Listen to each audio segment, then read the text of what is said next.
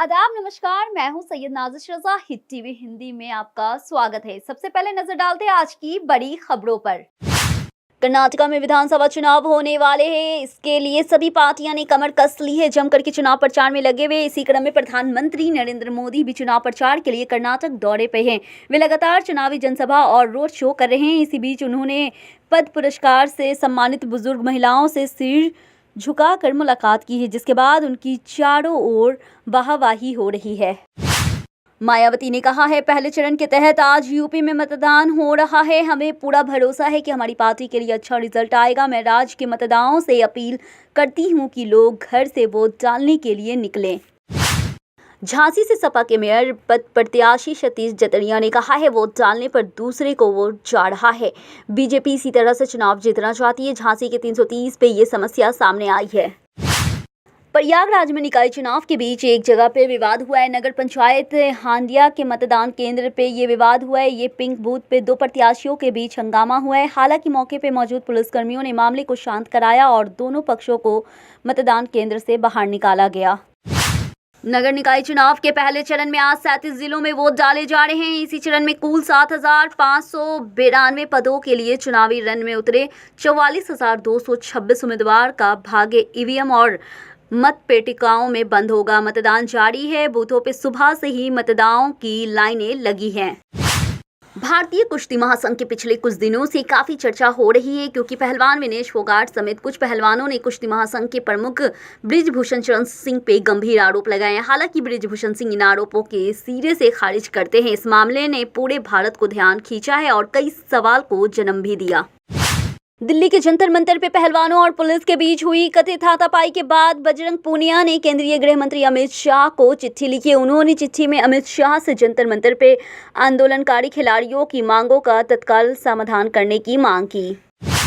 दिल्ली के जंतर मंतर पे देर रात विनेश फोगाट दिल्ली पुलिस के साथ हुए विवाद के बाद रो पड़ी है। देर रात एक प्रेस कॉन्फ्रेंस को संबोधित करते हुए विनेश ने कहा, जब हमने देश के लिए मेडल जीते थे तब कभी नहीं सोचा था कि एक दिन हमें ये दिन देखना पड़ेगा। मैं तो कहूँगी कि देश के किसी भी खिलाड़ी को देश के लिए मेडल नहीं जीतना चाहिए।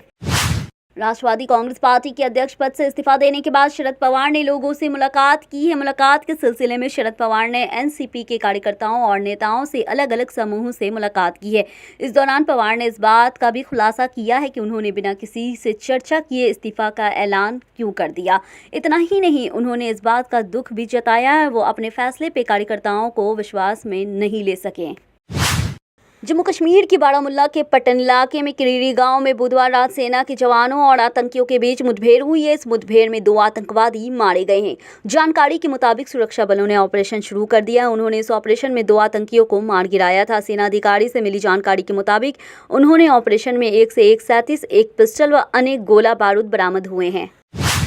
चुनावी रणनीतिकरण प्रशांत किशोर ने अपनी यात्रा के दौरान नीतीश कुमार और महागठबंधन सरकार पे हमला बोला है। जन सुराज पद यात्रा के 214वें दिन की शुरुआत उन्होंने वैशाली के महुआ प्रखंड अंतर्गत समस्तपुरा पंचायत से की है। महुआ प्रखंड में मीडिया संवाददाता के दौरान आनंद मोहन की रिहाई से जुड़े सवाल का जवाब देते हुए पीके ने कहा है, नीतीश कुमार ने राजनेता और प्रशासन के तौर पर सरेंडर कर दिया है।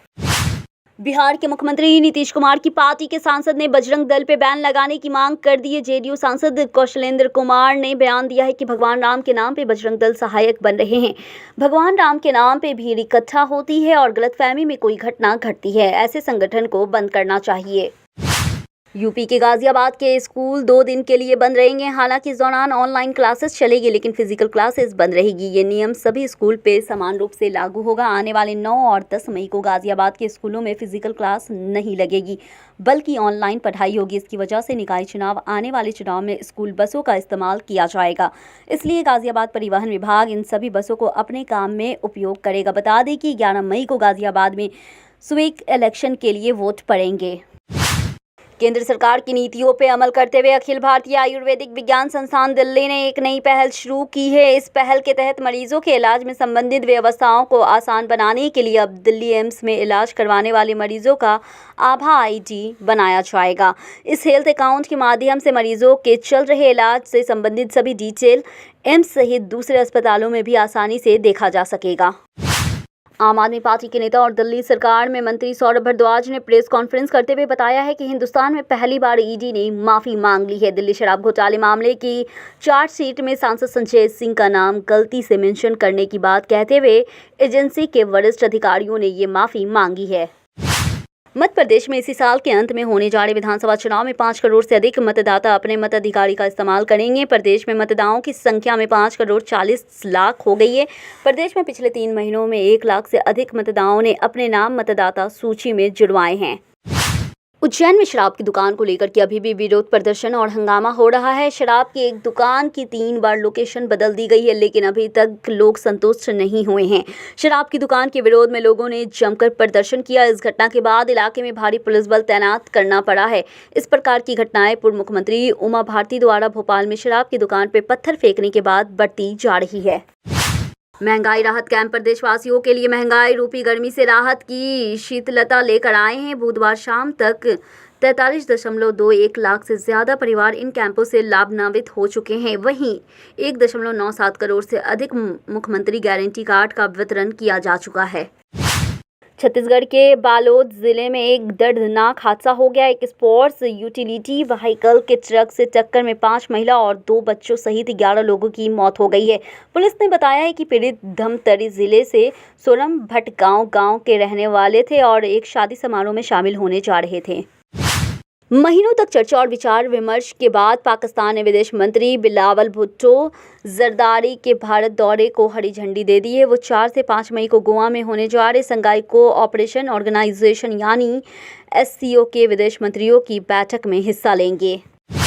रूसी विदेश मंत्री सरगई लैवरोव संघाई सहयोग संगठन के विदेश मंत्री की बैठक में भाग लेने के लिए आज सुबह गोवा पहुंचे हैं। रूसी विदेश मंत्री लैवरोव आज विदेश मंत्री डॉक्टर S जयशंकर के साथ द्विपक्षीय बैठक करेंगे। रूस के विदेश मंत्रालय ने इसकी जानकारी दी है।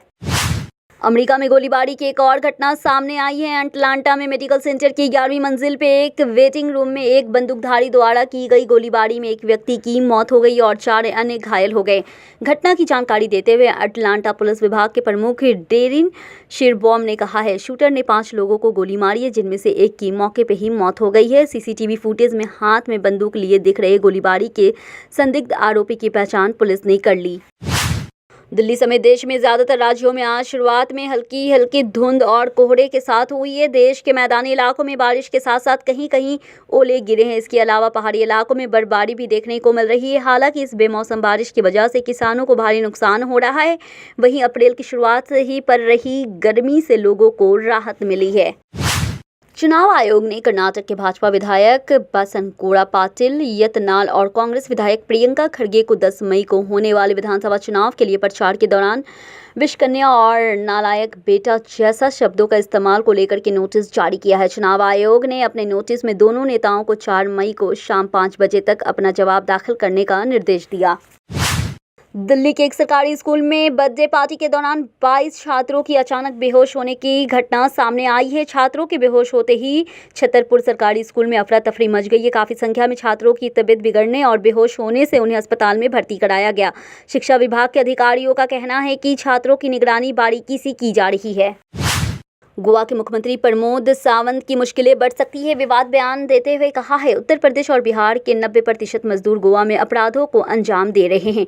गोवा के मुख्यमंत्री प्रमोद सावंत द्वारा हाल ही में राज्य के प्रवासी श्रमिकों के बारे में की गई है अपमानजनक टिप्पणी को लेकर के पटना की अदालत में उनके खिलाफ मुकदमा दर्ज किया गया। कंगना रनौत ने कुछ साल पहले जावेद अख्तर पे कई चौंकाने वाले आरोप लगाए थे, जिसके बाद पूरी फिल्म इंडस्ट्री में कोहराम मच गया था। कंगना ने आरोप लगाया था कि जावेद अख्तर उन्हें धमकी देते हैं। इतना ही नहीं, सुशांत सिंह राजपूत की आत्महत्या के बाद तो अभिनेत्री ने जावेद अख्तर पे भी सुसाइड के लिए उकसाने का आरोप लगा दिया था। इसके बाद अख्तर ने एक्शन लेते हुए कंगना के खिलाफ कोर्ट में अर्जी डाली है, जिस पे बुधवार को सुनवाई हुई। जिले के बोरिया के रेबिका मुर्मू हत्याकांड का मामला अभी ठंडा भी नहीं पड़ा कि इस बीच एक बार फिर से थाना क्षेत्र को दिल दहला देने वाली हत्या का मामला सामने आया है। मानवता को शर्मसार करते हुए पति ने अपनी पहली पत्नी की हत्या कर शव को कई टुकड़े में काट के उसे जंगल में फेंक दिया है। पुलिस ने ग्रामीणों की सूचना पर चटकी गांव की एक मानव की खोपड़ी, शरीर के कई टुकड़े, खून से सना नाइटी, एक लेडी चप्पल, महिला का बाल और बाइक की चाबी बरामद की है। शिमला चुनाव पे लड़ रहे 102 प्रत्याशियों का इंतजार आज खत्म होने वाला है। 2 मई को हुई वोटिंग के बाद आज सुबह 10 बजे नगर निगम शिमला चुनाव के लिए मतगणना शुरू होगी। ये गणना छोटा शिमला स्कूल में होनी है। इसके लिए जिला प्रशासन ने तैयारियां पूरी कर ली है। ईवीएम पे पड़ी वोटों की गणना के लिए केंद्र में 8 टेबल लगाए गए हैं। इन टेबल पे ही मतगणना होगी।